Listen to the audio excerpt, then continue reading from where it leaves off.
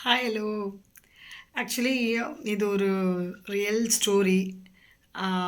அது எப்படி ஆரம்பிக்கிறது, எங்கே முடிக்கிறதுன்னு தெரியல. சொல்லலாமா வேணாமான்னு ரொம்ப யோசித்தேன். ஆனால் சொல்லணும்னு தோணுச்சு.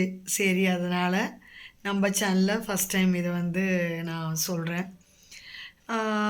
இதான் நம்ம சேனல் ஃபஸ்ட் டைம் பார்க்குறீங்க.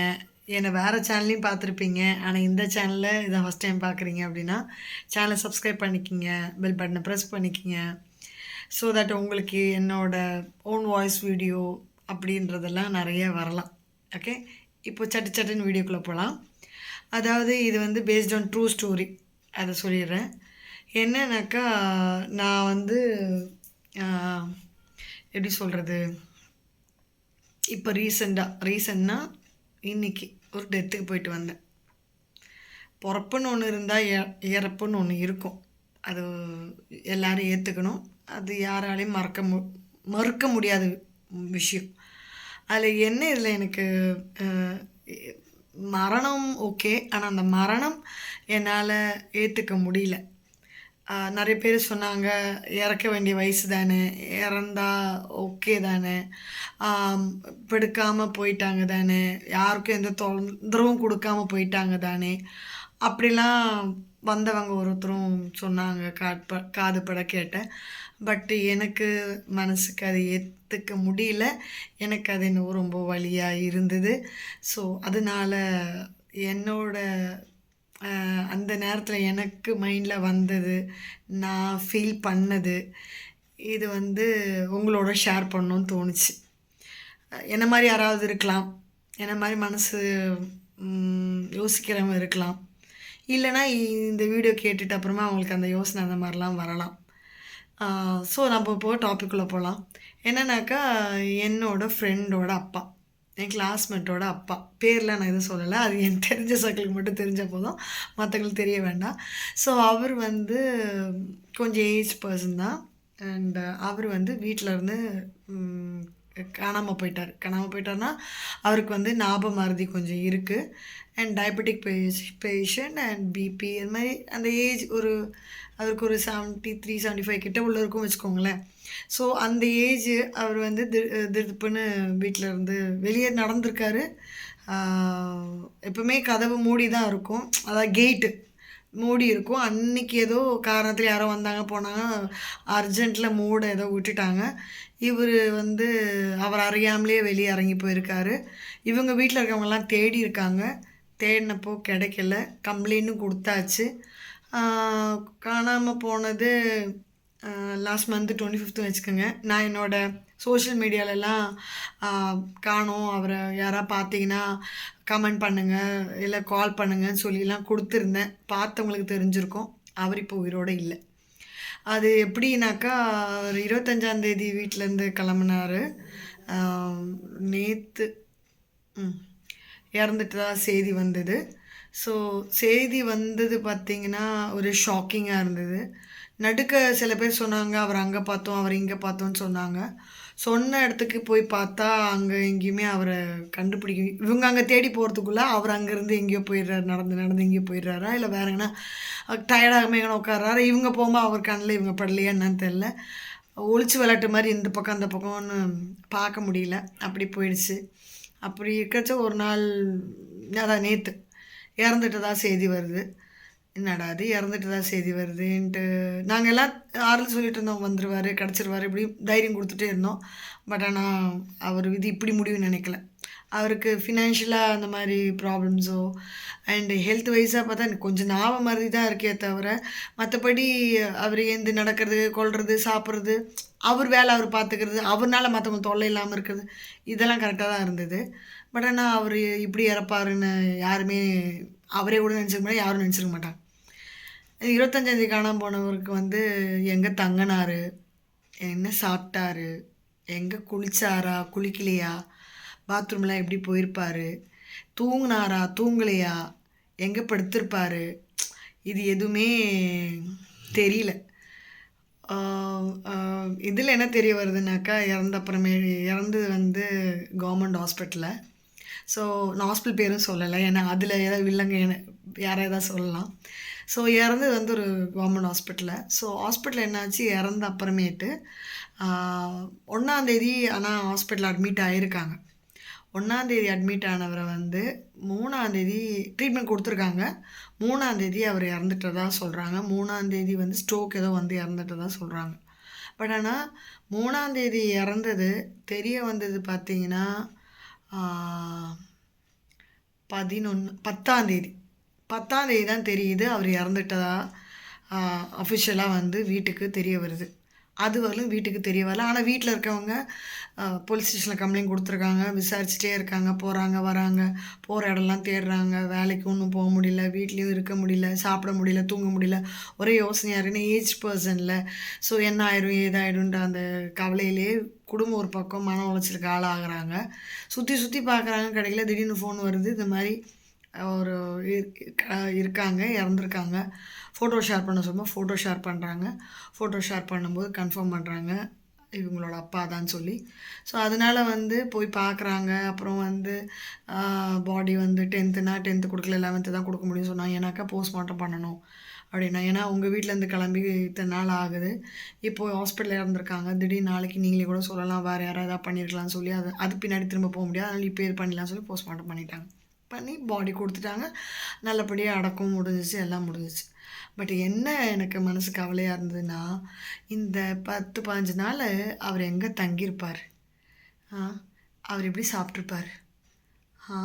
அவருக்கு வந்து டயபெட்டிக் இருக்குது, பிபி இருக்குன்னும் போது அதுவே அவர் உடம்ப வந்து ஒரு வழி ஆக்கிடும்.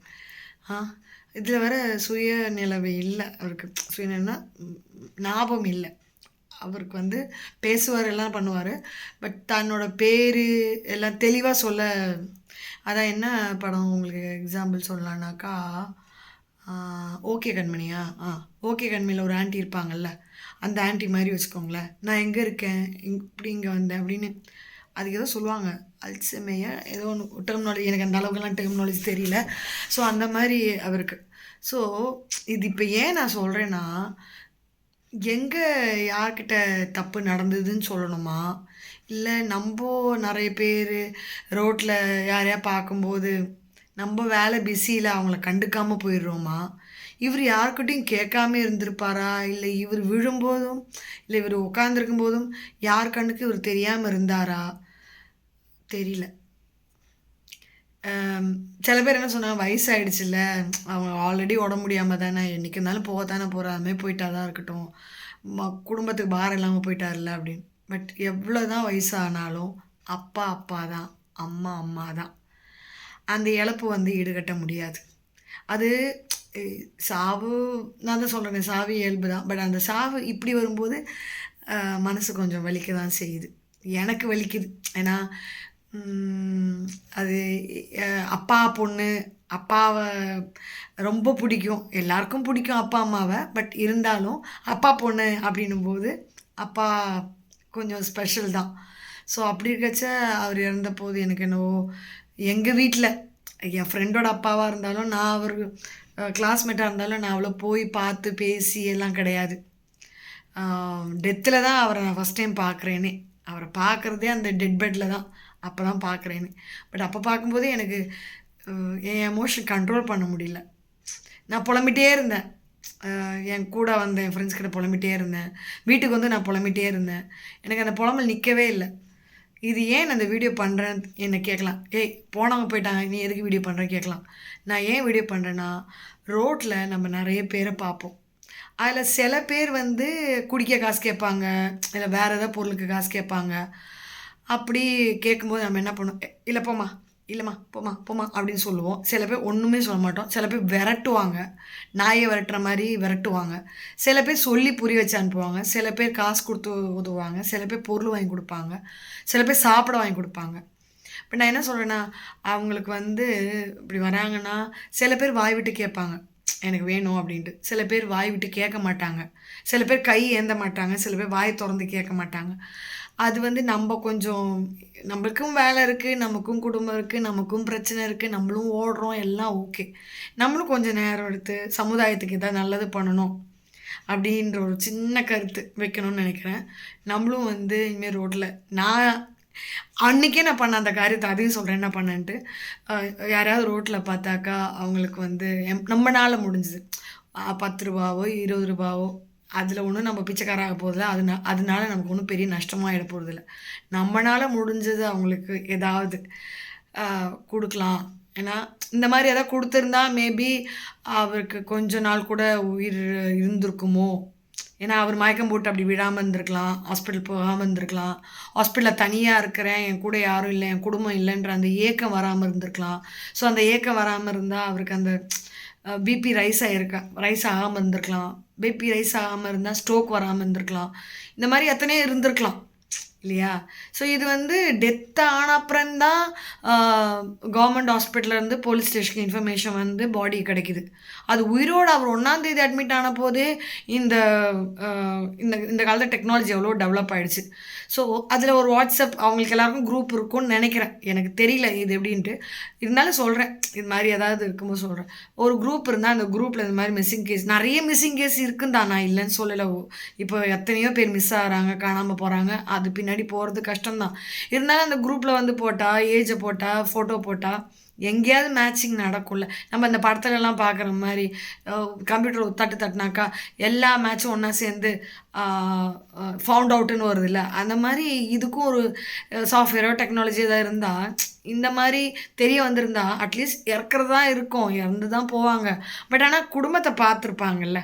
இந்த கடைசி நேரத்தில் அந்த கடைசி மூச்சு எடுக்கும்போது அந்த குடும்பத்தை பார்க்க அந்த கண்ணு தேடி இருக்கும் இல்லையா?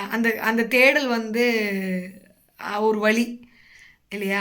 எல்லாரும் இருந்து எல்லா சொந்த பந்தமும் இருந்து நம்ம ஒரு அனாதியாக ஒரு இடத்துல இருந்து உயிர் மாய்க்கலை, தன்னை விட்டு போகிறது, உடலை விட்டு போகிறது ரொம்ப வலிக்கும் அப்படின்னு நான் நினைக்கிறேன். இது எனக்கு கண்ட்ரோல் பண்ண முடியல, அதனால் இதை நான் பதிவு பண்ணுறேன். அதே மாதிரி அன்றைக்கி என்ன பண்ண நீ அப்படின்னு கேட்கலாம். போயிட்டு வர டெத்துலேருந்து வர்றச்ச வண்டி தனியாக வந்துட்டுருக்கச்ச ஒருத்தர் வந்து என்கிட்ட லிஃப்ட் கேட்டார், ஒரு ஏஜ்டு பர்சன். ஃபஸ்ட்டு வந்து கொடுக்கலாமா வேண்டாமா, காலம் கெட்டு கிடக்குதே, பயமாக இருக்கே. சரி, எதுவாக இருந்தாலும் கடவுள் மேலே பாரத்தை போட்டு அவர் எங்கே போகணும்னு கேட்டு அவரை கூட்டிகிட்டு போய் எங்கே விட முடியுமோ என்னால் அங்கே விட்டுட்டு நான் வந்துட்டேன். ஆனால் அது விட்டு வந்தோடனே எனக்கு பயங்கர சந்தோஷம். ஏதோ என்னால் முடிஞ்சது, ஏதோ பண்ண முடிஞ்சுது. இது மாதிரி அன்றைக்கி நான் அவரை பார்த்துருக்கக்கூடாதா, என் கண்ணில் அவர் பெற்றிருக்கக்கூடாதா, கடவுளே ஏன் கண்ணில் ஏன் காட்டல அப்படின்ற ஒரு கேள்வியும் எனக்குள்ளே வந்தது. அவரை நான் பார்த்துருந்தா மேபி. ஆனால் போகிற உயிரை நம்மளால் பிடிச்சி நிறுத்தலாம் முடியாது. அது கடவுள் வந்து அங்கேருந்து அனுப்பும்போதே ஏறி வச்சு தான் அனுப்புவார், அது வேறு விஷயம். பட் ஆனால் ஏதோ நடந்திருக்குமோ நல்லது, அவங்க குடும்பத்தோடு இருந்திருப்பாரோ, குடும்பத்தோடு இருந்து இறந்துருப்பாரோ, அப்படிலாம் எனக்குள்ளே 1000 கேள்வி. ஸோ இது உங்ககிட்ட ரெஜிஸ்டர் பண்ணணும்னு நினச்சேன். ஸோ அதனால தான் இந்த வீடியோ. சில பேருக்கு இது வந்து வெறுப்பாக இருக்கலாம், கேட்க இது என்னத்தை இவ சொல்லிகிட்டு இருக்கா அப்படின்னு தோணியிருக்கலாம். பட் இது எனக்கு சொல்லணும்னு தோணுச்சு. அதனால் இது என் ஃப்ரெண்ட்ஸ்க்கும் தெரியாது, அவங்களுக்கும் நான் இதை சொல்லலை. இது என் சேனலில் போடுறேன், அந்த மெயின் சேனலில் போடல. ஏன்னா மெயின் சேனலில் போட்டால் சில பேர் பிடிக்காது. ஸோ அதனால் என்னோடய சேனலில் போடுறேன். இதை பார்த்து யாருக்காவது மனசு மாறலாம். என்ன சொல்கிறது, அப்பா தான், அம்மா தான். எவ்வளோ வயசானாலும் சரி, அது 80 வயசானாலும் சரி, அவங்க நமக்கு ரொம்ப ப்ரீஷியஸ். மற்றவங்களுக்கு அவங்க ஏஜ்டு பர்சன், அவங்களால பாரம் இல்லாமல் இருந்தால் ஓகே, அவங்க போகிற நேரத்தில் போட்டோம், அப்படி பெட்டில் படுத்துட்டு போகலையே அப்படின்னு அவங்க ஈஸியாக சொல்லிடலாம். ஆனால் நமக்கு அப்படி கிடையாது, அப்பா அம்மா அப்படி கிடையாது. எந்த வயசாக இருந்தாலும் அது வலி தான். என்னை பொறுத்தவரையிலும் ஒருத்தருக்கும் கருத்து ஒரு மாதிரி இருக்கலாம். உங்கள் கருத்துலாம் எப்படின்னு தெரியாது. சரி, ஓகே, நம்ம இன்றைக்கி இந்த வீடியோ இங்கே முடிச்சுக்கலாம். இது இருக்கிறதுலே ரொம்ப பெரிய வீடியோ. இப்போ இந்த சேனலில் எப்பவுமே 1 நிமிஷம் மேலே பேசிருக்க மாட்டேன். இது வந்து ரொம்ப நேரம் பேசியிருப்பேன், லொட வாயாக பேசியிருப்பேன். அதில் ஏதாவது என்ன சொல்கிறது